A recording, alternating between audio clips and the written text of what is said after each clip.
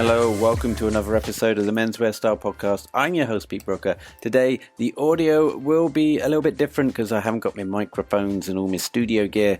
They're currently packed away in boxes on the way to another moving house this week. So do bear with me for a week or two while I get set up. In the meantime, I'm going to be talking to Dr. Esho today. Dr. Esho is a self-made millionaire, and he is the CEO and founder of Esho Group, a collector of multi-million companies, including Esho Medical, Global Medical Aesthetics Clinics, each with a seven-figure turnover, Esho Pharma, a new medical cosmeceutical company behind the creation of Esho, and Esho MedSets, a premium medical clothing brand for the new age medical professional.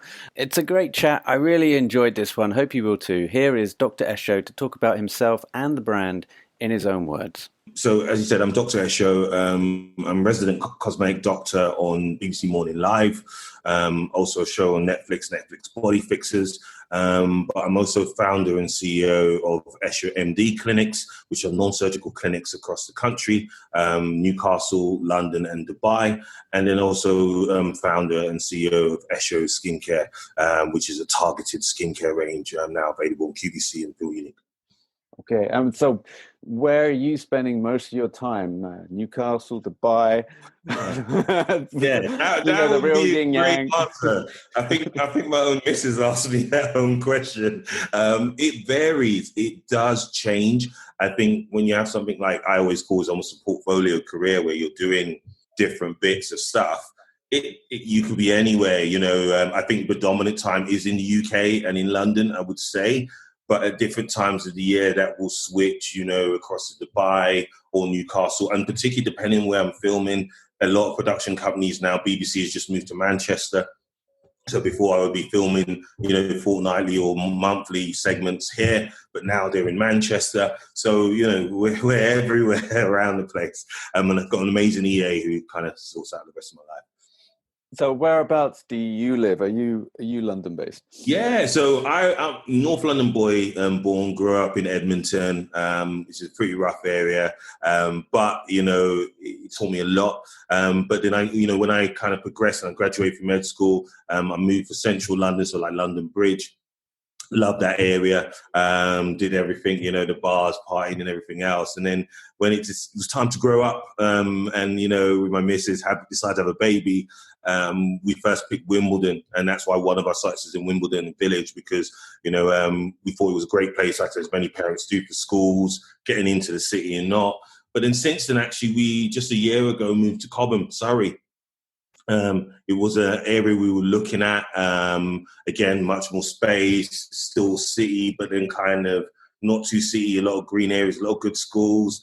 And yeah, we were really fortunate to be able to find and afford a place there. And yeah, I think that's our kind of UK home now. I would only say now the homes abroad, but that's our UK home. Right. Yeah, Wimbledon. You've opened up a new clinic there, is that right? Is that the most recent one? Yeah, just before the pandemic hit, great.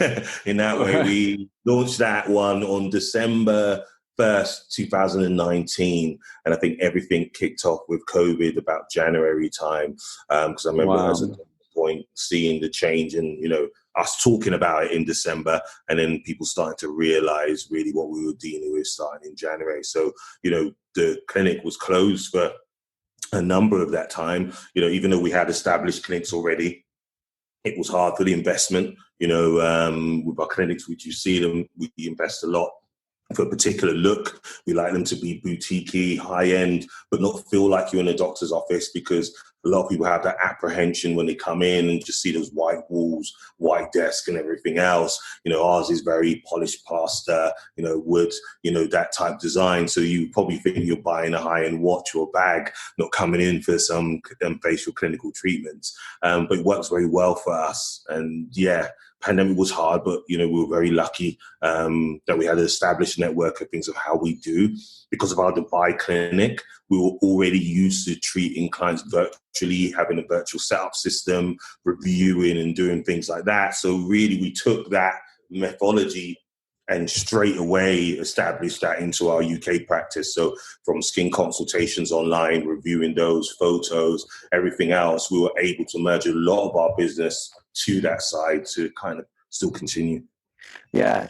So, I mean, Wimbledon, I'm out here in Chiswick, so I know it's people that don't really know London that well. Being out here in West London is like the perfect place if you're a dog walker, if you're a keen Waitrose shopper, but you're only like 20 minutes on the district line, and then you're in the heart. So you kind of have, depending on your bracket, you almost have like the townhouse in the city. This is it.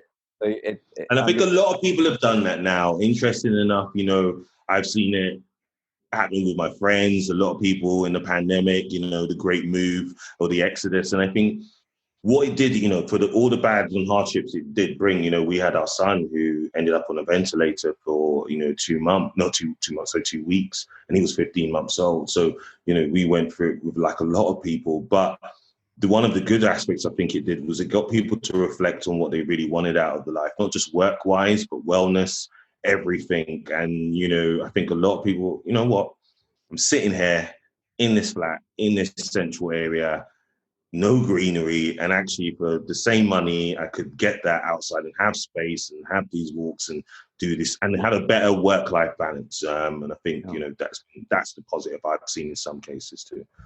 And you touched on the look of your clinics. Just tell me a bit more about, because I've not had the chance or the opportunity to get in one yet. But I have reviewed other clinics in central London, and you're right, having that kind of walk-in feel where it doesn't feel like you've got that kind of dentist from the 80s feel. But then on the flip side, I've been into clinics before where I've gone up about 10 flights of stairs into someone's attic, and you get prescriptions handed over and you say, can I have that written down? And they go, no, you can't. Look, kind of things that you think, well, this is just so kosher. But then also in one of the clinics I went to, and this might be of interest to you, the consultation was good. The gentleman, the doctor, was very informative and nice. And then he goes, right, go into the studio over there, make yourself comfortable. I said, brilliant. He then comes back in 10 minutes later, absolutely stinking of cigarettes. And I'm like, this is like a beauty clinic or a wellness clinic, and then I'm now going to get like sorted and he's inspecting me, and I've just got this aroma of Lucky Strike in the room, and I'm thinking everything that he said has now got kind of this shallow, empty, vacuous thing to it. So how do you kind of treat the physical aspect of your clinics? Like, who comes and helps you design those, or is it all so a lot me? It's interesting enough, from down to my products, everything. If I wasn't a doctor, I think I'd be a creative, because that's how my mind is. Even our renovation, the team are like, do you really need us? Because, I'm picking materials, I'm picking tones. I sit there, my mind's so active. So when I was deciding what clinic I wanted, I always actually look for inspiration outside of the medical industry. So I look a lot at fashion and everything else, and also places we've been. So we're Dubai. So you can tell by clinic how I've been affected in bits. So when you go into fragrance, Dubai really affected me in terms of oud. I fell in love with oud in Dubai. I love it as a fragrance. I wear it myself all the time now. Frederic Malle, Portrait of a Lady. And so in clinic, that's what you smell. As soon as you come in, it hits you. You smell like that oud. It is pumped through the system. It's a nice aroma, not cigarettes. And also the staff, they do that as when we talk about that patient journey, when they have, the therapists are doing the treatments, they have that smell for the patients to smell, and they will smell that oil and they will get that scent through them. So they get that in terms of a scent point of view. From a kind of music, we've got our own playlist. So if you go on Spotify, you'll see the Esho playlist. It's what plays through all our clinics, and it's very of a soulful kind of, either what you would find in a kind of cool jazz bar, or also at the same time in a cool bar in Ibiza, those slow jams, that type of vibe. And, so many people sitting there shazamming sometimes and going, oh, that's amazing, that track. I'm like, yeah, just pull up the playlist, So it was very important for me, that sensorial journey through all of those bits. And then when it comes into looking, around, I think you can see behind me, polished plaster, bits in there. It's that kind of more, I kind of got affected when I go and stay anywhere abroad, when I'm traveling, like industrial tones, it's like bronzes, cement, those type of bits there. And I think that kind of can look cool and still clinical, but then not too much of that old dentist office in the end there too. Yeah. Yeah, it's getting that kind of sweet spot between Yeah. knowing that you've walked into a place where people know their onions and not walking into somewhere that just feels like it's overkill, if that makes sense. Yeah, completely.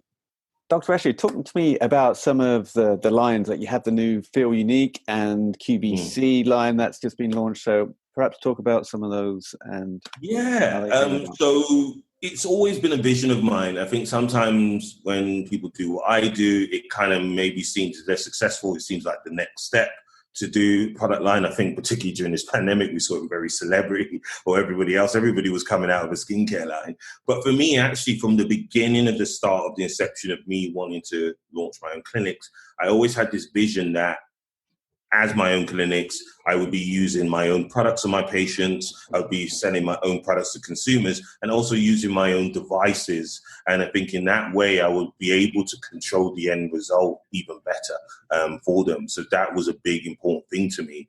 And so one thing I was known for quite a bit and still is lips. A lot of people call me the lip doctor by nickname because that's something, I was really, really well known for.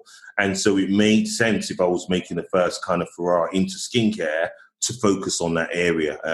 I like when I looked at things, I didn't like people trying to be a jack of all trades at once. I think with brand loyalty as a brand, if you zoom in on a niche or something and you get really right and they trust you, then you can then breed loyalty to expand that area. So that's why I really wanted to go into, and also because I wanted to look at area where there wasn't really much disruption. When you looked at lip care, it was always this kind of one size fits all. You got Vaseline, and there wasn't really much else. You had a few other brands, but no one was really doing lip care like skincare.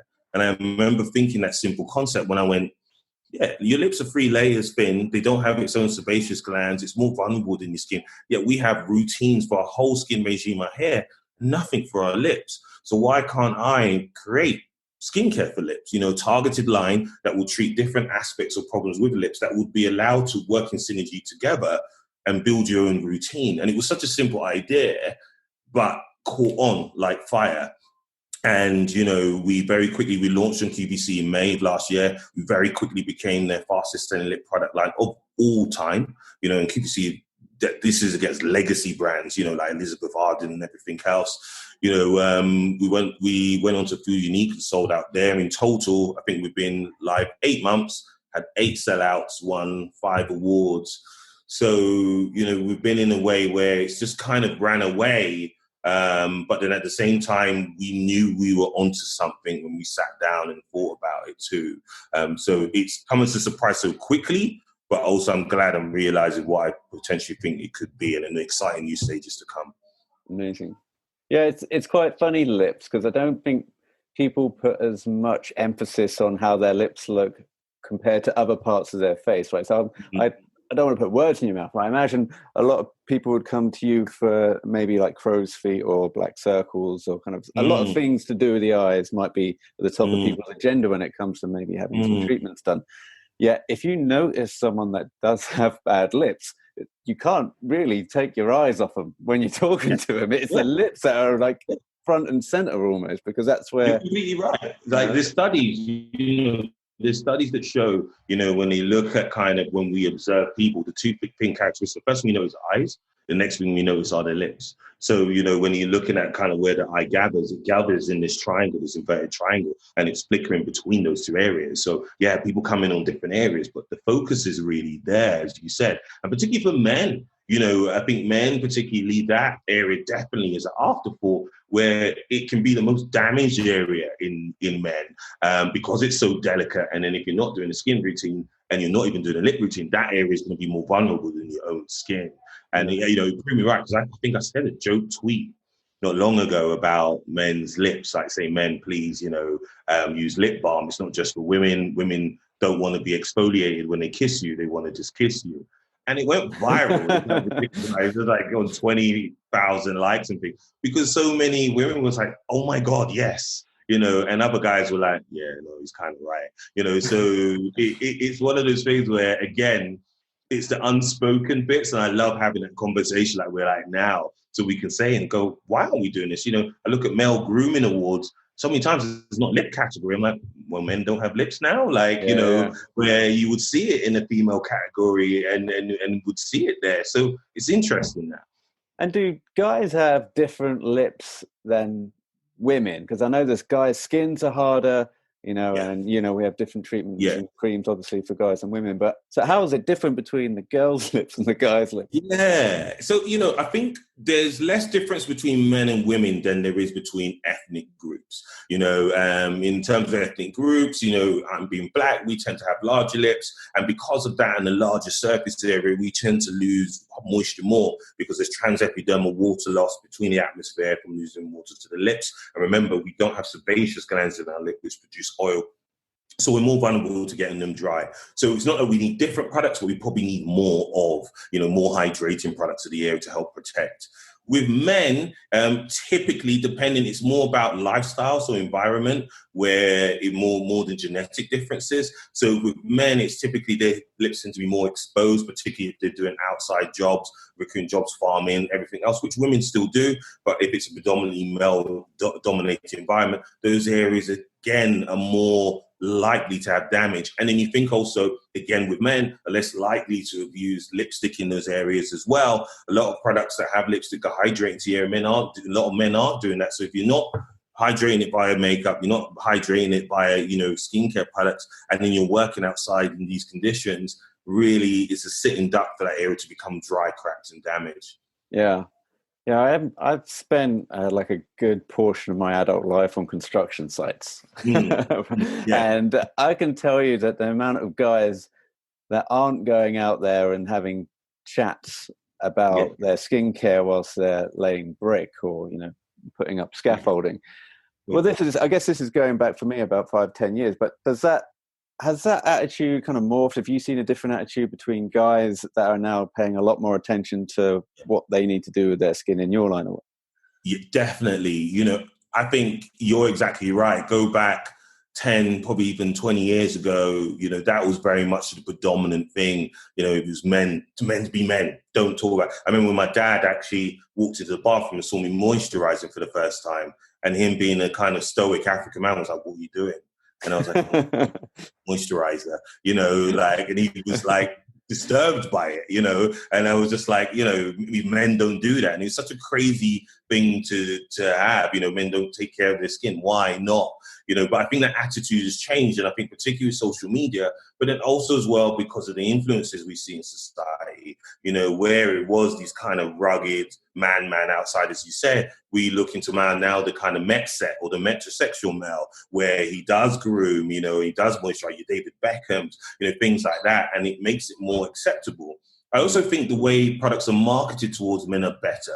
Back then, it was stupid. You had to hyper-masculinize something for a guy to like it. Skincare, call it grenade, like face or, face bomb, no, we just want normal skincare, and most of the times guys aren't going there to buy a grenade like skincare. They're taking what their missus uses in their cabinet. So this now more gender neutral skincare we're seeing, I think is more appealing, and also where we place it. So, I'm a sneakerhead, so I love trainers, but even I've seen that change. Most places where you bought trainers, you went in, you bought trainers. Now you buy trainers, there's a grooming section next to it. There'll be things like gels and shaving gels and all of these things. So they're realizing the male patient is changing, and even my set has increased. So they probably accounted about 10% of my clinic about 10 years ago. Now men count for about 20%. So that's still rising. Needs more work to be done. And I think men need to be allowed to have that conversation more. I think in my clinic, we see that the partners may give them permission to have that conversation. So they tend to come in with the missus, and then she'll say, ask him. And he'll be like, no, but ask him, go. And then you might say, well, oh, doc, this hair, could you do something about that? And then it's an open conversation. So the partner becomes the icebreaker. And I think, once you get past that it's not needing that icebreaker and we can have that conversation directly, I think we'll see more men interested in grooming and taking care of themselves. Yeah, it is a strange thing. I've had this with my girlfriend where I almost feel like I need her permission before I even approach that subject where I'd say, look, my eyes, I don't, I'm in my early 40s. They're not that bad, knowing that they're pretty bad. And she'll go, we'll give you a few more years and then we'll get you back in front of the doctor. But you kind of need that, that license to go in and have that debate. Or if you're a guy, have that one. Because guys, ultimately, this is me speaking, but guys don't really care that much if they've got a partner, because they catch themselves in the mirror every now and again, but they're not the ones that have to look at themselves night and day, where I think women are a lot more and always have been conscious of their looks and how they are perceived through their looks. But with guys, I think it's also, like you say about the social media, a lot of it has come down to what I believe is just narcissism, and how all roads lead to narcissism, where you'd be taking a lot more pictures of your face. You're online dating now, you need to have the boat race, the grill, the cash register looking like prime, and then they're just, that's opened up, I'm guessing, so many different avenues and I think there's spectrums of that. I think you see it for people that genuinely just want to do it for themselves. You see it because it's predominantly what they look like for everyone else. This kind of incel society of people, the guys that so you've got so many different extremes.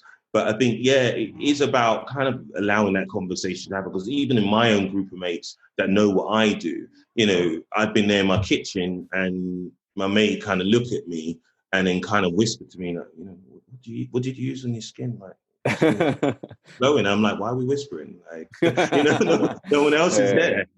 And like, for them still, imagine they're my mates for like decades, and having that uncomfortable to say to me, what skincare are you using? And he's a normal guy. He's not like, vain or whatever, but he's probably looked at me for, all right, I'm aging faster than he is right now.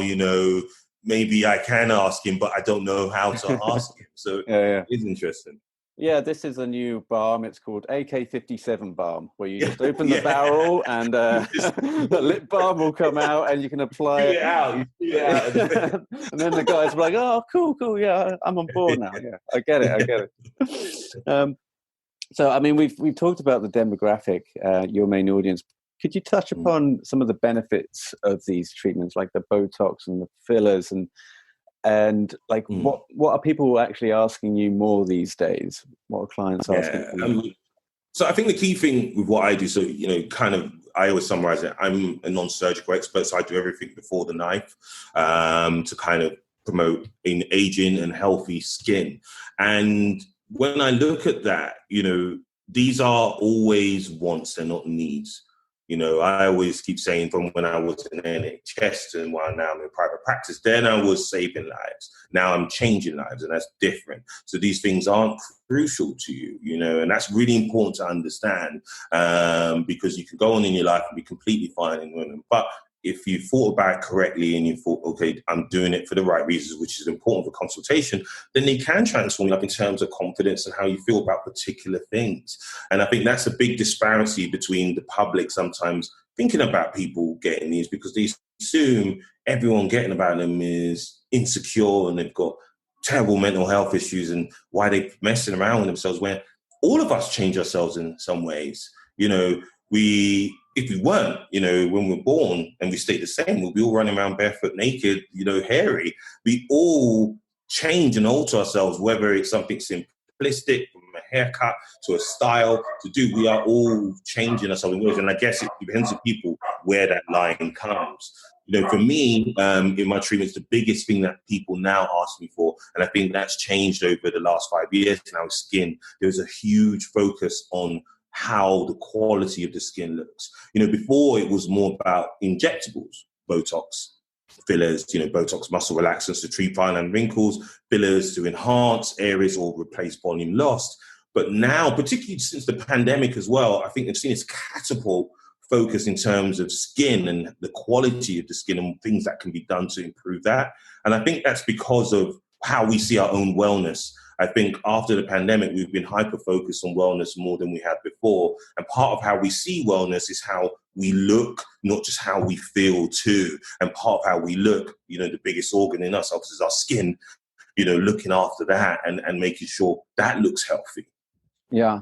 And so are there any recipes and things that we can do on our own? I know you've got a great range, and people can obviously come and see you in the Mm. clinic. But for those that just want to have like the day-to-day, like we mentioned, always stay hydrated, minimum to 2 liters of water, you'd probably say would be what other things could you do to maybe re-energize your eyes and re-energize your skin and your face? Definitely. So you know what? It's interesting. So people don't realize when people come into my office and I tell them, I say, half the things you can do are free. You can do them yourself, but it's the ability to commit and do them, and we are the worst as humans for that. It's like you'll see a GP and you go, I'm knackered. I need something to give me energy. And they go, okay, what's your schedule? And you realize you're working 23 hours a day. Okay, that's the problem. You don't need a pill.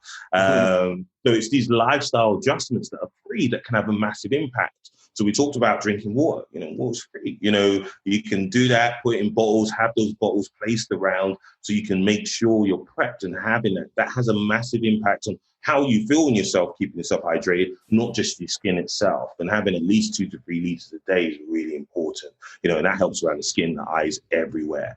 Sleep. None of us are getting enough. We always look at that and we kind of go, particularly when I have a lot of patients with this around the eye area, I take about the history and they're getting 3-4 hours of sleep a night. And they say, well, that's a huge focus and the reason why, so by adjusting sleep and having good sleep hygiene habits, there's many apps there that can help with the circadian rhythm and improve your sleep, like the Calm app and many more. These are things that can help once you're getting a better quality of sleep, therefore have a big effect, not just on how you feel, but how you look.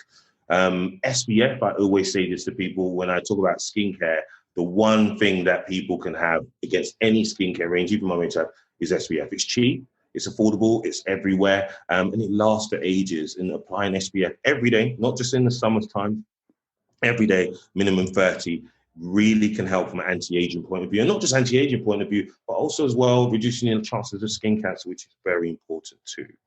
And then I think the final ones are exercise and diet. I know mine slacked these last months, and now I feel better by getting back into a regime, just by looking at what you're eating, regular meals, not processed meals, and then also looking at exercising at least 3 times a week. These, again, your skin is an organ, it transfers things, it takes nutrients from the blood, it connects to the outside. The more healthy your body is, the more healthy it's going to look. So by doing those simple things to yourself outside, even taking a step and buying a skin regime, you can dramatically change, your skin and how you look. Yeah. The SPF was something that I clocked onto going back to my construction days, and I remember on a lunch break going into the canteen and applying some cream that had the SPF in it, and getting ridiculed by my mates saying, "Look, it's not even sunny out. Oh, check out this guy, la-di-da, with his new SPF cream." I was like, guys, we're going to be outside in for about 10 hours. It's not sunny, but you still have UV light, and that's just doing nothing but attacking your skin. It's just relentless, isn't it? So, and we're learning more and more about light. I think you probably heard a lot about blue light, the screens now, and how that's aging us. And people are going, oh God, what can I do there? And it's just being aware of your exposure to the environment around you, whether that's outside, like you said, for prolonged periods of time, or in front of the screen for a prolonged period of time. All of these different rays, whether it's blue light or BHEV, with the screens, or UVA and UVB rays at a prolonged exposure can increase photoaging and damage into your skin. So just making sure you're protected and also reducing that time where necessary too. Tell you who's going to have great skin this year, just off the top of my head, is Kanye West. Because he's now going everywhere, covered up in this kind of all over mask. So he's not getting hit by a blue light, UV light, no light. He's just going to come out looking 10 years younger when he reaches. I'm worried about his vitamin D. Oh, yeah. Maybe it's one of them masks that kind of inject a little vitamin D in or something. I don't know. But yeah, he's going to be looking pretty tasty when he gets that thing off. I digress. Dr. Esho, are you available for virtual consults as well for the people that can't physically get to the clinic? So we always were, but it's something that became increasing in popularity since the pandemic.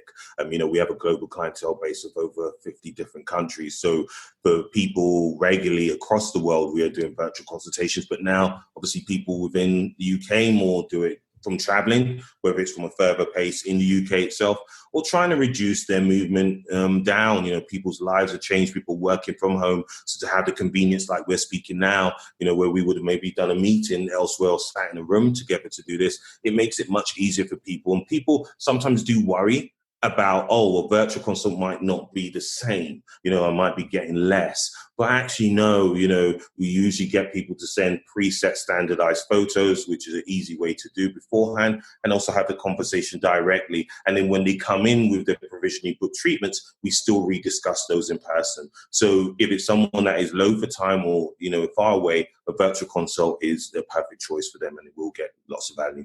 Awesome. And people can find more information over on the website, eshoclinic.co.uk, and we'll leave all the links over on the show notes on menswearstyle.co.uk. Dr. Esho, thanks so much for your time. Great talking to you. Thank you for having me, mate. And hopefully catch you down in Wimbledon next time I'm there. Yeah, definitely. Has to be, man.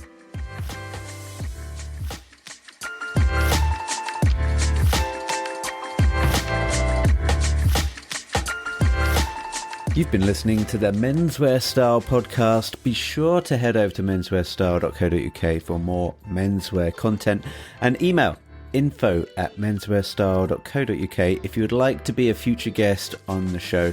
Finally, please help support the show by leaving a review on iTunes or wherever you're listening to this podcast.